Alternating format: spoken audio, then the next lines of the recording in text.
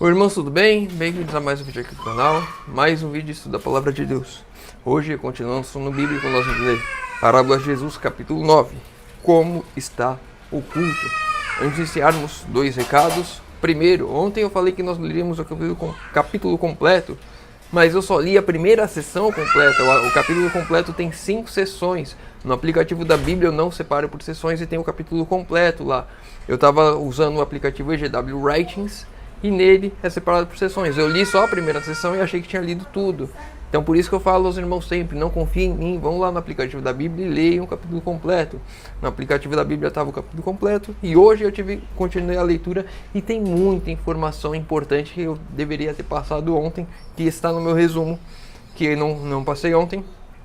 Mas então fica aqui os lembretes, irmãos, vão lá sempre no aplicativo, confiram por si mesmos, leiam e estudem por si mesmos, busquem a verdade por si mesmos, não se contentem apenas com aquilo que eu falo.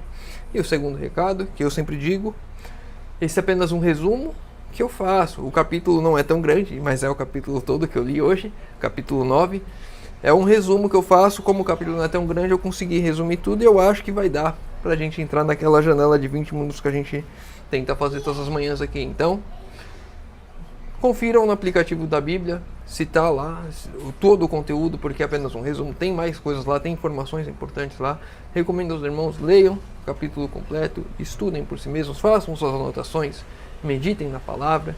Podem vir aqui para a gente estudar e crescer juntos, deixa nos comentários alguma informação que os irmãos achavam que eu deveria ter falado, ou comente outra coisa que o irmão percebeu que eu não comentei, enfim, para a gente estudar e crescermos juntos de fato.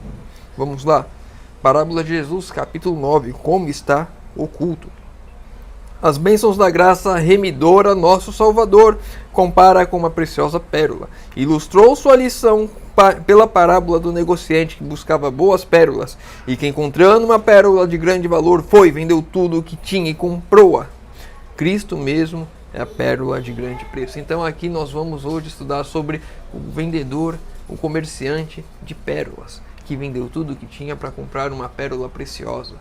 E nós vamos ver que essa parábola tem duas aplicações, e nós vamos ver que uma é mais importante do que a outra. Então vamos lá. Tudo que pode satisfazer as necessidades e anelos da vida humana, para este e para o mundo vindouro, é encontrado em Cristo.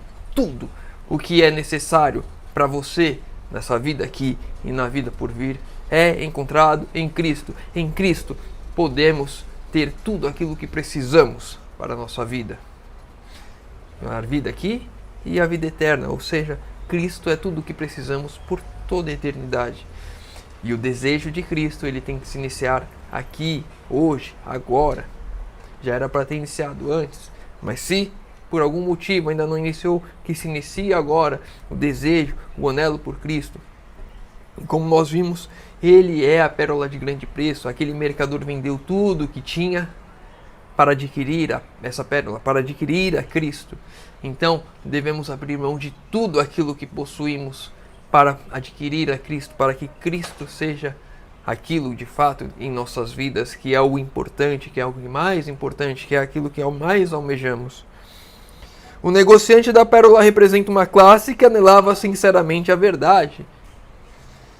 Em diferentes nações haviam pensadores sinceros que tinham procurado na literatura, ciência e religião no mundo gentílico aquilo que poderia receber como tesouro do espírito. Entre os judeus havia os que procuravam alguma coisa que não possuíam, não satisfeitos com uma religião formal, ansiavam por alguma coisa espiritual e enobrecedora. Os discípulos escolhidos de Cristo pertenciam a essa última classe.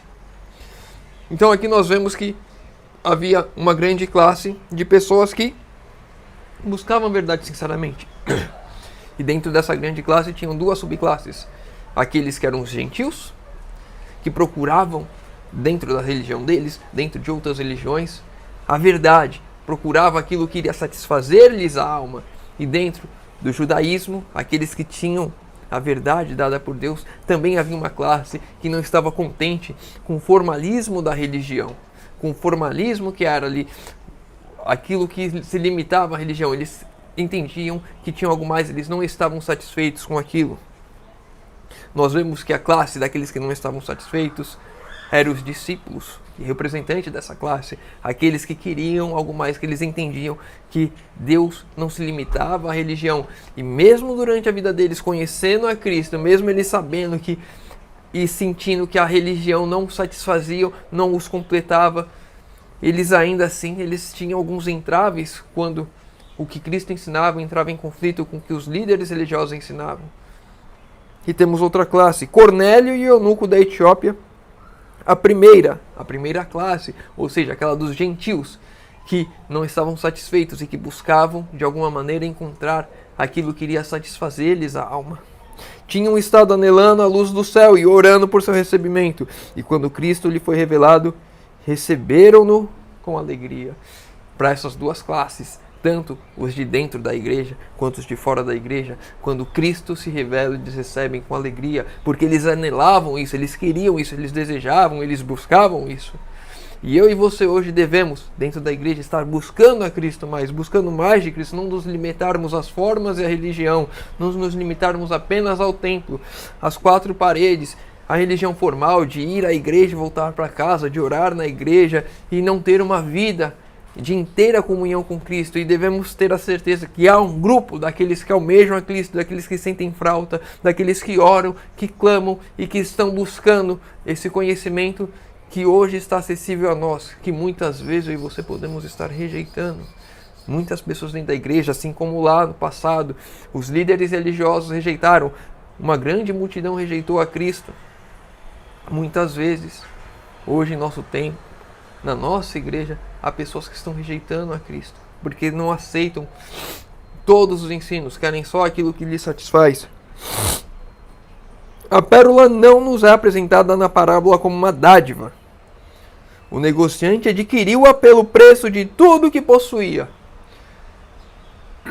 Muitos indagavam a significação disso, pois Cristo é apresentado nas Escrituras como uma dádiva. E agora, como compreender? Cristo apresentou de uma forma e as Escrituras apresentam ele de outra. É uma dádiva, mas somente para aquele que lhe entrega alma, corpo e espírito sem reservas. Cristo é uma dádiva em nossas vidas quando nós nos entregamos por completo a Ele. Devemos entregar-nos a Cristo para viver uma vida de obediência voluntária a todos os seus reclamos. Tudo o que somos, todos os talentos e habilidades que possuímos são do Senhor para serem consagrados ao seu serviço. Eu não devo me limitar no ponto de não servir a Deus com tudo aquilo que tenho, tudo aquilo que sou, tudo aquilo que posso. Meu ser por completo, meus dons, os meus bens têm que estar à disposição de Cristo, tem que estar à disposição de pregar o Evangelho. Eu tenho que ter a minha vida aberta para viver o Evangelho e pregar o Evangelho. Muito mais do que falar e subir em púlpitos, mas viver de fato isso. Ter uma vida transformada por Cristo. E a transformação só vai acontecer de fato quando eu me entregar por completo a Cristo. Quando eu não tiver mais reservas, quando eu não tiver mais os pensamentos nesse mundo e adquirir as coisas aqui, a mudar as coisas aqui, quando os meus pensamentos estiverem de fato no céu, quando eu tiver me entregado de corpo e alma, quando eu tiver vendido tudo o que tenho para adquirir a Cristo a mim, então essa transformação será e acontecerá na minha e na sua vida. Cristo é uma dádiva para aqueles que entregaram tudo o que têm para adquiri-lo, para aqueles que buscam, para aqueles que clamam, para aqueles que oram nesse sentido. A salvação é um dom gratuito, contudo, deve ser comprado e vendido. A salvação é de graça, mas devemos comprar a salvação. Como comprar a salvação? No mercado que está sob a administração do favor divino. A preciosa pérola é apresentada como sendo comprada, sem dinheiro e sem preço. Opa, nós temos que comprar a salvação. Ela está sendo oferecida. Aonde? No mercado de Deus. Por quanto? Pela minha entrega. Pela minha vontade de querer. Pela minha vontade. O que eu preciso fazer para ser salvo? Jesus morreu por mim. Ele fez aquilo que eu não podia fazer. E agora? Eu vou até Ele e peço: Senhor, me dá a salvação. É o que eu preciso fazer. E é a minha entrega. Porque sem entrega eu não vou até Cristo. Porque eu acho que por mim mesmo eu consigo fazer. Então, o que eu e você temos de fazer para comprar a salvação que nos é oferecida? Ela é de graça, sim, mas eu compro me entregando, aceitando O que eu preciso fazer para ser salvo é aceitar. A minha aceitação de Cristo, a minha entrega total a Cristo, é esse o que eu tenho que fazer, é esse o meu comprar a salvação. Mas muitas pessoas acham e falam, e é verdade, a salvação é gratuita, é um dom gratuito de Deus. Mas se eu e você não quisermos, mesmo que seja de graça, nós não teremos. Deus não vai forçar, é de graça, então vai enfiar a goela abaixo em mim, em você. Não.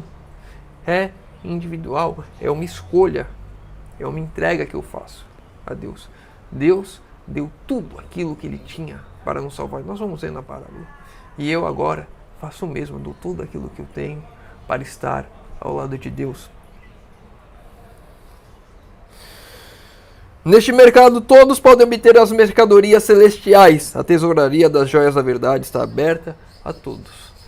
Não é com dinheiro, não é com bens que você vai comprar a salvação, que você vai chegar no mercado divino e entregar: aqui, Senhor, meu carro, aqui, Senhor, minha casa. Não. É você indo de fato entregando a sua vida a Deus. E deixar que Ele conduza a sua vida aqui, que Ele seja aquele que vai direcionar os teus caminhos, e não eu e você queremos direcionar os nossos próprios caminhos, achando que vamos até Deus. E aí eu entrego o meu carro, Senhor. Agora, saindo um pouco, eu sempre costumo falar e admoestar nós de dentro da igreja e a igreja, para termos olhos cientes dos erros que podem acontecer aqui, porque somos uma igreja militante, ainda não somos uma igreja perfeita. Eu sempre costumo olhar com esses olhos para que a gente tenha essa noção. Mas nós vemos em outras igrejas pessoas que vendem carro, vendem casa, vendem a mãe até, para entregar em fogueira santa e dízimo da igreja, achando que estão comprando o céu com suas coisas, com seus bens. Mas o coração mesmo, de fato, as pessoas fazem isso querendo algo em troca. Eu dou um carro para ganhar 2, eu dou uma casa para ganhar 2. Quando de fato eu me entrego a Cristo, eu não estou olhando mais para as coisas desse mundo. Eu estou olhando para as coisas do alto. Senhor, quantas almas eu vou conseguir alcançar para Ti? Estou nas Tuas mãos, estou à Tua disposição. Usa-me, Senhor. O Evangelho de Cristo é uma bênção que todos podem possuir.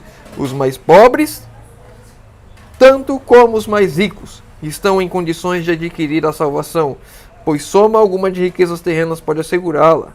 É obtida pela obediência voluntária, entregando-nos a Cristo como sua propriedade adquirida.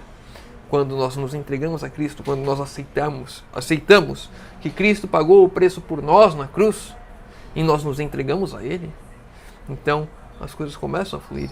É a minha aceitação da salvação, é eu comprar a salvação. A compra da salvação da minha parte é eu entregar-me, é eu me vender a Cristo de fato, porque Ele me pagou o preço. Mas às vezes eu posso falar, não quero vender, Ele pagou, mas eu não quero dar. E muitas pessoas, até mesmo dentro da igreja, conhecem a verdade, sabem a verdade, mas não vivem a verdade, porque não querem se entregar a Cristo, querem viver os seus próprios caminhos. Estão agarradas nos prazeres desse mundo, criaram raízes aqui e não querem sair daqui. Quando nós de fato estivermos olhando para Cristo, quando nós de fato estivermos olhando para a palavra, escavando a palavra, criando raízes na palavra, aí sim a transformação na nossa vida vai acontecer, porque a nossa entrega de fato a Cristo é genuína, verdadeira. O Evangelho de Cristo é uma bênção a todos que podem possuir. Já lemos esse. Os fariseus eram favorecidos com todos os privilégios temporais e espirituais, e diziam com arrogância e orgulho: rico sou, estou enriquecido e de nada tenho falta. Contudo, eram desgraçados e miseráveis, e pobres e cegos e nus. E a gente vê aqui claramente Laodiceia.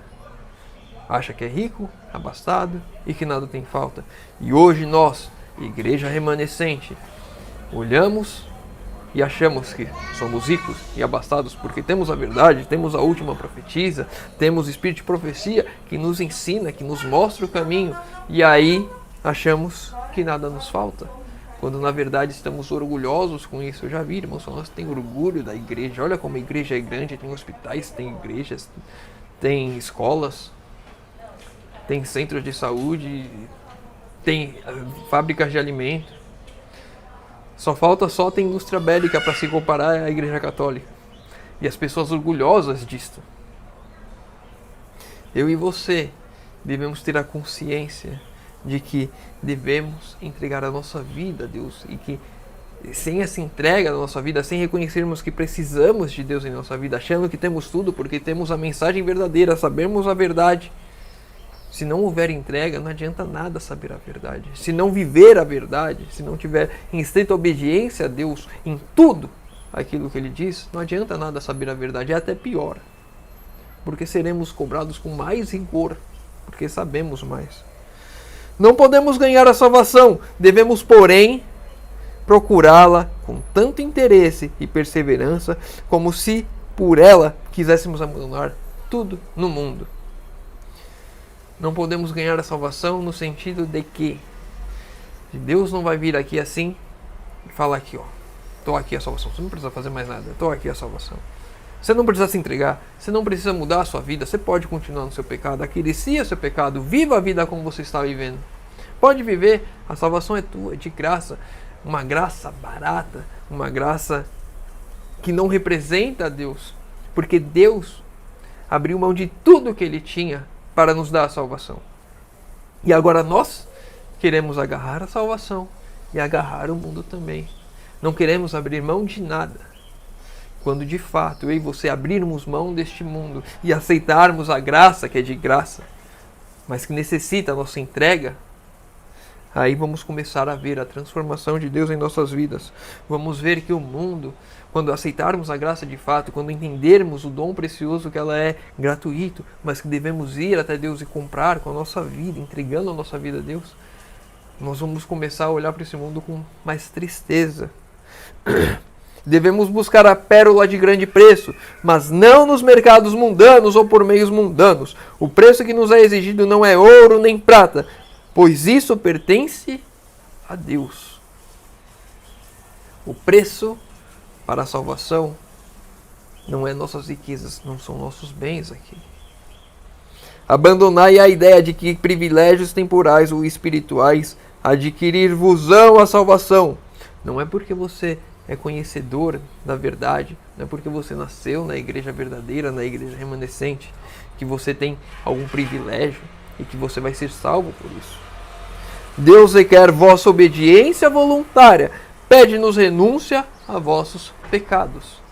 É esse o preço que nós pagamos pela salvação. Nos entregar a Deus, abrir mão das nossas vontades, dos nossos querer, obedecer voluntariamente a Deus, fazendo toda a vontade de Deus. Não é uma parte da vontade, não é guardar o sábado e achar que está tudo bem. Não é não comer carne de porco e achar que agora eu vou ser salvo, porque eu não como carne de porco.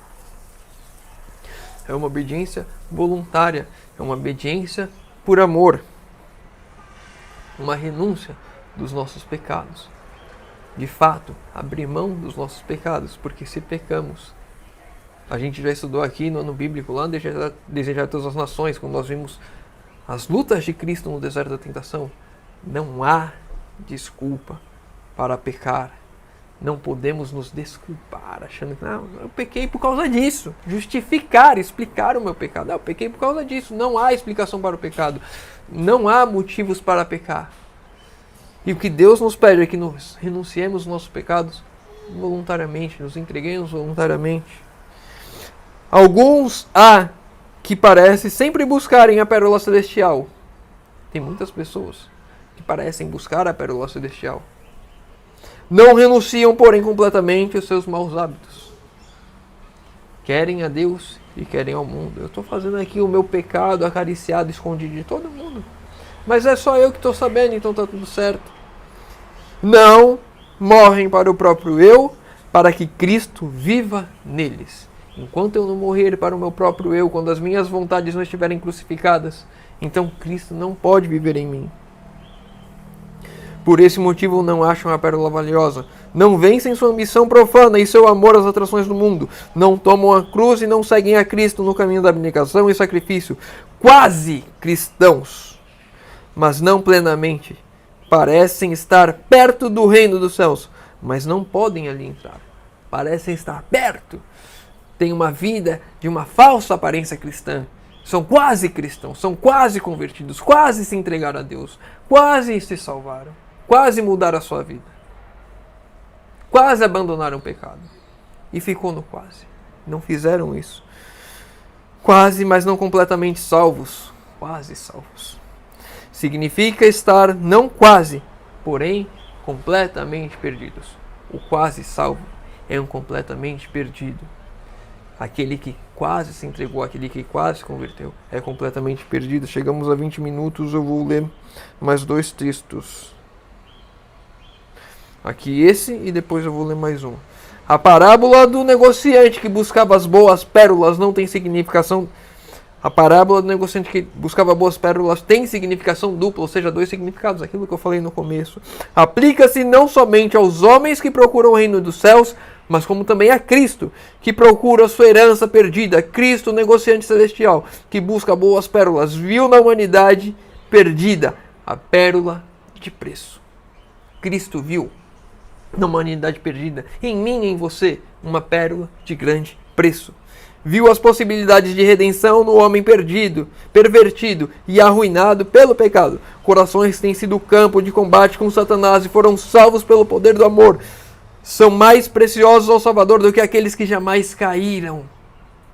Eu e você somos mais preciosos a Deus do que aqueles que jamais caíram, aqueles quase santos, aqueles quase salvos, aqueles que vivem uma aparência de santidade que não são. Deus completou a humanidade não como desprezível e indigna.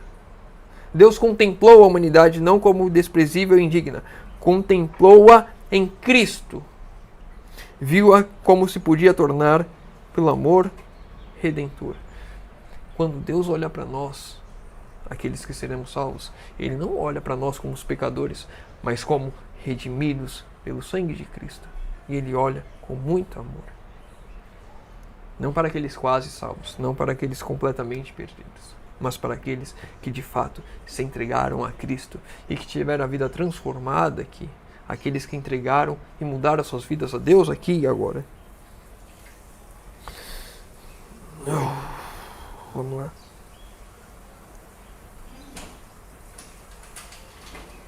Cadê?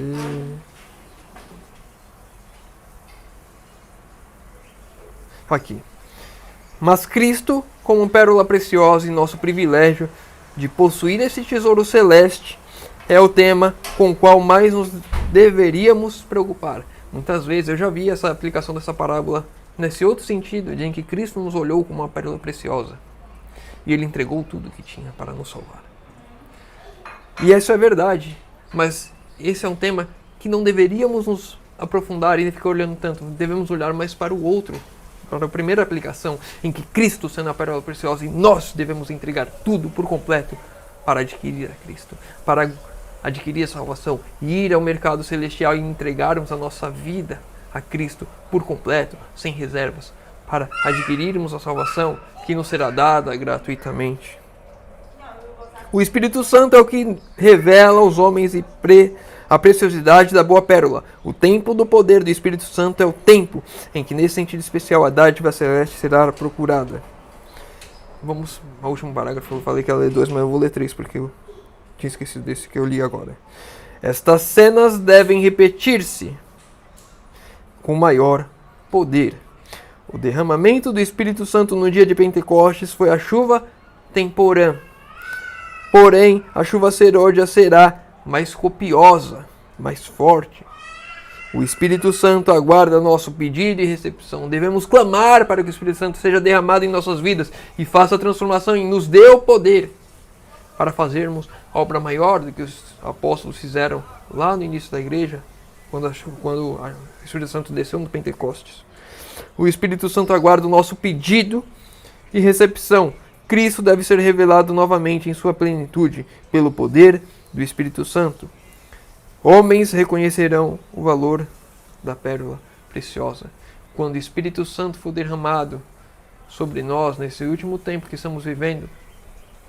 Iremos mostrar ao mundo quem é Cristo. Não por nós, mas porque o Espírito Santo trabalhou em nós. E essa demonstração do Espírito Santo, mostrando ao mundo quem é Cristo através de nós, irá converter muito mais pessoas do que converteu lá no Pentecostes, lá na chuva temporã. Devemos clamar hoje para que o Espírito Santo seja derramado sobre as nossas vidas. Devemos hoje nos entregarmos a Deus sem reservas, para que essa obra seja feita em nossas vidas. Vamos encerrar por aqui. Se o irmão ficou com alguma dúvida, deixa nos comentários. Se o irmão tem algum outro ponto que queira comentar, eu tive que pular alguns capítulos do meu resumo, entendeu? Foi o resumo do resumo. Leiam o capítulo completo, estudem, busquem dúvidas, outros comentários para a gente crescer espiritualmente. Deixem nos comentários, eu vou estar respondendo, orando para todos, para a gente crescer espiritualmente juntos. Pedidos de oração nos comentários, vou estar orando por todos. Convido os irmãos que puderem fechar os olhos para falarmos com Deus. Senhor Deus, Pai amado, obrigado, Senhor, que mais uma vez temos a oportunidade de abrir a Tua Palavra e de estudar. Pai querido, te pedimos, Senhor, que o Senhor, por favor, derrame Teu Santo Espírito sobre nós, Senhor. Transforma a nossa vida, Senhor. Nos ajude a nos entregarmos completamente, sem reservas, no mercado divino, Senhor. Que possamos, de fato, abandonar qualquer pecado que esteja nos prendendo nessa terra, Senhor. Abandonarmos as nossas vontades, os nossos quereres, para fazermos toda a Tua vontade, o Teu querer. Nossa entrega voluntária a Ti, Senhor amado. Transforma a nossa vida, Senhor. Imprima o caráter perfeito de Cristo em nós e que possamos dar a última mensagem a esse mundo. Para que Cristo volte logo para findar o pecado aqui, Senhor amado. Já sofremos demais com isso e o Senhor também sofre. Então, por favor, Senhor, atua em nossas vidas para acabarmos com isso e que possamos, de fato, termos dias de alegria por toda a eternidade, Senhor amado. Pai querido, te pedimos isso em nome de Jesus. Amém. Meu irmão, fica com Deus. Que Deus te abençoe.